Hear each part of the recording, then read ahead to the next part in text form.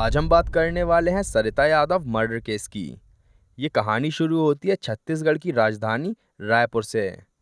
रायपुर जिले में एक छोटा सा इलाका पड़ता है, विधानसभा थाना क्षेत्र। तारीख थी 22 मार्च 2025। सुबह का वक्त था। विधानसभा थाने में काम वैसे ही चल रहा था जैसा रोजाना चलता था। तभी थाने के दरवाजे से एक आदमी अंदर आया। उसने अपना नाम पुजारी लाल बताया और सीधे डेस्क के पास आके बोला, साहब, मेरी पत्नी सरिता यादव, उम्र 28 साल, 20 मार्च की रात रोज की ही तरह मेरे साथ सोई थी। लेकिन जब मैं सुबह उठा तो वो गायब थी। पूरा दिन ढूंढा, रिश्तेदारों के यहाँ, मोहल्ले में, कहीं नहीं मिली। पुलिस वालों ने बिना वक्त गवाए एक रिपोर्ट दर्ज करी और आसपास के इलाके में उसे ढूंढने में जुट गई। काफी मशक्कत के बाद भी पुलिस वालों को कुछ हाथ नहीं लगा, कोई लीड नहीं मिली। अब होता है अगला दिन। तारीख थी 23 मार्च 2025। पुलिस ने अपनी खोज जारी रखी, लेकिन सुबह से शाम हो गई और कुछ काम का हाथ नहीं लगा। जब शाम की ड्यूटी शुरू हुई तब थाने में एक कॉल आया। दूसरी तरफ से एक घबराई हुई आवाज में एक आदमी बोला, साहब, मेरे खेतों में एक औरत की लाश पड़ी हुई है। सूचना आई थी धरसेवा के मेहंदी गांव से। पुलिस की एक टीम फौरन सूचना की जगह के लिए रवाना हो गई। जब पुलिस की टीम वहां पहुंची तो पाया कि मंजर दिल दहला देने वाला था।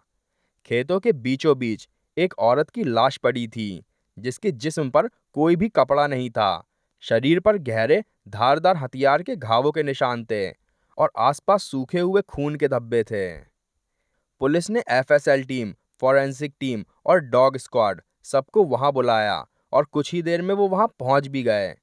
वहां पर उनके पहुंचने के बाद पूरे एरिया की और लाश की अच्छे से जांच करी गई, जहां जांच के दौरान शव से एक ऐसी चीज मिली जिसने वहां खड़े सभी अधिकारियों को सन्न कर दिया।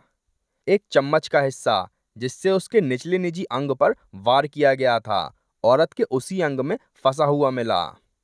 इससे पुलिस को दो चीजें साफ हो गई। पहली, अपराध जिसने भी किया था वो इस औरत से बेहद नफरत करता था, और दूसरी कि इस औरत का शायद हत्या से पहले शारीरिक शोषण हुआ था। पुलिस ने अपनी शुरुआती जांच करने के बाद शव को पोस्टमार्टम के लिए भेज दिया। मामला अब एक आम गुमशुदगी का नहीं रह गया था। ये एक जघन्य अपराध बन चुका था, जिसमें शोषण भी शामिल हो गया था। शव को बरामद करने के बाद थाने में पुजारी लाल को बुलाया गया। उसे औरत के शव की तस्वीरें दिखाई गईं।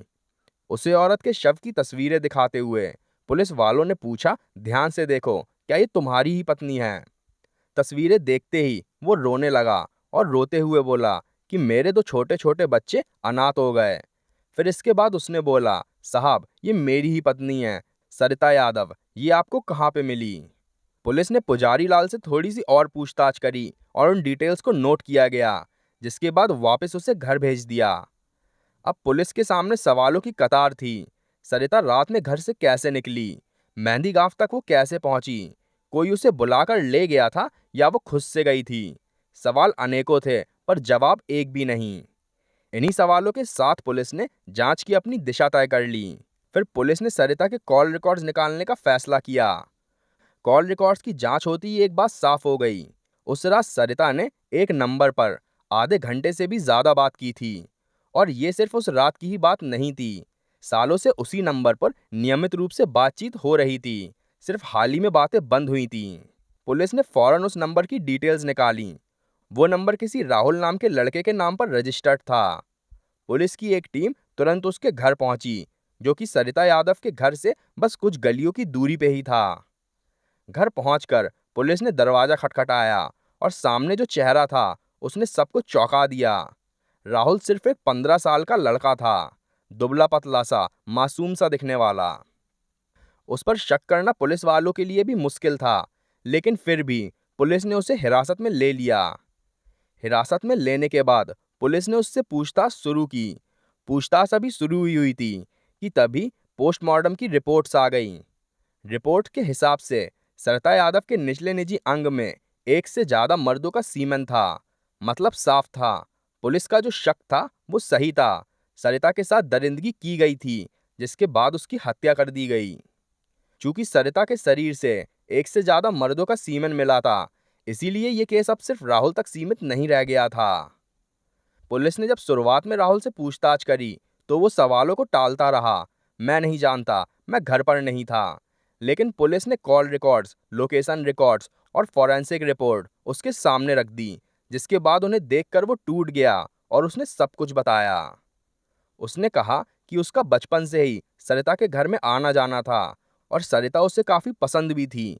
हालांकि जब उसकी बातचीत हुई तब उसे समझ में आया कि सरिता को वो भी पसंद है, जिसके चलते दोनों रिलेशनशिप में आ गए। रिलेशनशिप में आने के बाद दोनों का मिलना जुलना, घूमना फिरना होने लगा और ऐसे ही देखते देखते दोनों के बीच में शारीरिक संबंध भी बनने लगे। शादी के बाद भी ये सिलसिला नहीं रुका। राहुल के मुताबिक शादी के बाद कुछ वक्त तक तो सब कुछ ठीक चलता रहा, तकरीबन 2 साल। लेकिन फिर सरिता उससे दूरी बनाने लगी। राहुल को कुछ गलत है ये तो लग रहा था, लेकिन तभी उसके 2 दोस्त समीर निषाद और कोमल धीवर ने उसे बताया कि सरिता दूसरे लड़कों से भी बातें करती है। ये सुनकर राहुल के अंदर कुछ टूट गया। राहुल ने घबराकर उसे कई बार फोन किया, लेकिन सरिता ने अपनी दूरी बनाए रखी। तब राहुल ने उसे खत्म करने का फैसला कर लिया। फिर एक दिन राहुल की उससे आमने सामने मुलाकात हुई। तब उसने सरिता से विनती की, बस एक बार मिल लो, उसके बाद कभी तुम्हारी जिंदगी में नहीं आऊंगा, बस एक छोटा सा गिफ्ट देना है। काफी मनाने के बाद सरिता मिलने के लिए मान गई। अब तारीख आई 21 मार्च 2025। देर रात का वक्त था। गांव में सब सो चुके थे। आधी रात को राहुल बाइक लेकर सरिता के घर के बाहर पहुंचा। सरिता चुपचाप छुपते छुपाते घर से बाहर आई और बाइक में बैठ गई।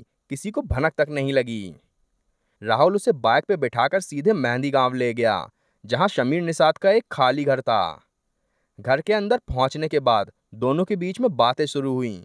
राहुल ने सरिता को मनाने की कोशिश की, तुम मुझसे बात करना बंद मत करो, मैं तुम्हें नहीं खो सकता। लेकिन सरिता ने साफ मना कर दिया, ये सब अब गलत है, मेरा एक पति है, मेरे 2 बच्चे हैं, मैं ये रिश्ता अब नहीं रख सकती। उसकी आवाज में कोई हिचकिचाहट नहीं थी। वो सोच चुकी थी और अपना फैसला कर चुकी थी। 1-2 बार और कोशिश करने के बाद राहुल समझ गया कि अब कुछ नहीं हो सकता। तभी उसने अपने दोनों दोस्तों को इशारा किया। राहुल के दोनों दोस्त पहले से ही उस घर में मौजूद थे, अंधेरे में छुप के बैठे हुए थे। जैसे ही उन्हें राहुल का इशारा मिला, वो बाहर आए। सरिता ने भागने की कोशिश की, लेकिन दोनों दोस्तों ने उसे उठाकर वहीं जमीन पर पटक दिया। फिर उसके हाथों और पैरों को जोरों से पकड़ लिया गया। इसके बाद राहुल ने एक धारदार हथियार निकाला और उसी धारदार हथियार से एक के बाद एक सरिता पर वार किए। गहरी चोट के बाद सरिता बेहोश हो गई और बेहोश होने के बाद तीनों ने मिलकर उस वक्त उसके साथ दरिंदगी करी। दरिंदगी की वजह से सरिता फिर से होश में आ गई और अपने बच्चों का वास्ता देते हुए उससे अपने जान की भीख मांगने लगी। लेकिन इतना सब के बावजूद भी वो नहीं रुके। राहुल को तो इतना गुस्सा आया कि उसने आखिरी सांसें गिनते हुए सरिता के निचले निजी अंग में एक चम्मच के टुकड़े को डालकर उसे और ज्यादा तड़पाया, जिसके बाद उसकी देह से प्राण निकल गए। राहुल चाहता था कि जब सरिता की लाश मिले तो दृश्य ऐसा लगे जैसे किसी अनजान व्यक्ति ने किया हो, जिसके चलते तीनों ने शव को खेतों में ले जाकर ऊपर से भूसा डालकर उसे वहीं पर छोड़ दिया। लेकिन अगली सुबह बदबू की वजह से एक किसान की नजर पड़ गई और पुलिस को फोन आ गया। राहुल एक 15 साल का नाबालिग लड़का था और उसने ऐसी सोची समझी नियोजित साजिश को अंजाम दिया था। पुलिस ने फौरन कार्रवाई की और कुछ वक्त बाद ही समीर निषाद 19 साल, कोमल धीवर 20 साल, दोनों को ही गिरफ्तार कर लिया गया। दोनों ने ही अपना जुर्म कबूल कर लिया। जब ये सच्चाई सरिता के परिवार के सामने आई तो वो सन्न रह गए, क्योंकि राहुल उनका विश्वास पात्र था। राहुल, जिसे बचपन से परिवार में सभी लोग जानते थे, जिस पर कभी शक नहीं किया, जो घंटों घर में बैठता था, वही इस साजिश का सूत्रधार निकला। केस पूरा सॉल्व होते ही पुलिस ने चार्जशीट फाइल कर दी, जिसमें धारा 103 हत्या, धारा 70 सामूहिक बलात्कार और धारा 238 सबूत मिटाने के तहत चार्जशीट बनाई गई। राहुल 15 साल का था, नाबालिग था, इसीलिए उसे बाल सुधार कारागार में भेज दिया गया। अब जुवेनाइल जस्टिस वार्ड ही तय करेगा कि राहुल के ऊपर एक नाबालिग की तरह केस चलेगा या एक बालिग की तरह। समीर निषाद जिसकी उम्र 19 साल थी, और कोमल धीवर, जिसकी उम्र 20 साल थी। दोनों ही बालिग होने की वजह से अभी जेल में बंद हैं। अभी मई 2026 की बात करें तो मामला अभी भी कोर्ट में चल रहा है और आखिरी फैसला आना अभी बाकी है। तो दोस्तों, इस घटना को बताने का मकसद किसी को तकलीफ पहुंचाना नहीं, बल्कि आप सबको सावधान करना है, ताकि आपके साथ या आपके किसी करीबी के साथ कभी भी ऐसा कुछ ना हो। आपके क्या विचार हैं इस केस के बारे में, हमें कमेंट करके बताइए। अगर आपको हमारी ये मेहनत पसंद आई हो तो वीडियो को लाइक करिए, शेयर करिए और चैनल को सब्सक्राइब करना ना भूलिए। धन्यवाद।